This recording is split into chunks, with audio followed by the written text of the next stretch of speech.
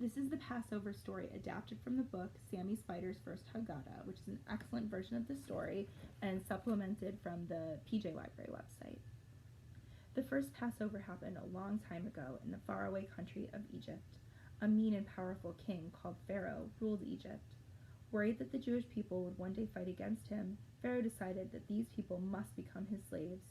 As slaves, the Jewish people worked very hard. Every day, from morning until night, they hammered, dug, and carried heavy bricks. They built palaces and cities and worked without rest. The Jewish people hated being slaves. They cried and asked God for help.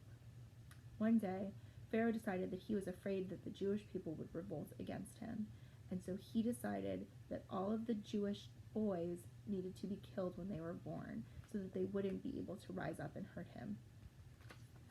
A woman named Yocheved put her baby into a basket to protect him from the cruel Pharaoh. The baby's sister Miriam hid nearby to watch over him. Pharaoh's daughter came down to the river and found the baby and decided to keep him. She named him Moses. Moses was raised as a prince of Egypt in the Pharaoh's palace. One day he saw Pharaoh's guard beating a Jewish slave. He was so angry he hit the guard. Moses knew he could no longer live in Egypt after that. He ran away and became a shepherd. One day, when Moses was watching his sheep, he saw a burning bush and heard God's voice. God told him he must return to Egypt and lead the Jewish slaves to freedom. Moses went to Pharaoh and said, "God is not happy with the way you treat the Jewish people. He wants you to let the Jewish people leave Egypt and go into the desert where they will be free." But Pharaoh said, "No, I will never let the Jewish people go." Moses warned, "If you do not listen to God, many terrible things, called plagues, will come to your land." But Pharaoh would not listen. And so the plagues arrived. First, the water turned to blood.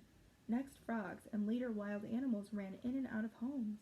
Balls of hail fell from the sky, and bugs called locusts ate all of the Egyptians' food. Each time a new plague began, Pharaoh would say, "Moses, fine, I'll let the Jewish people go. Just stop this horrible plague." But no sooner would God take away the plague than Pharaoh would shout, "No, I changed my mind. The Jews must stay." So God sent more plagues. Finally, as the 10th plague arrived, Pharaoh ordered the Jews to leave Egypt. The Jews knew that the Pharaoh could change his mind at any time, so they packed their belongings as quickly as they could.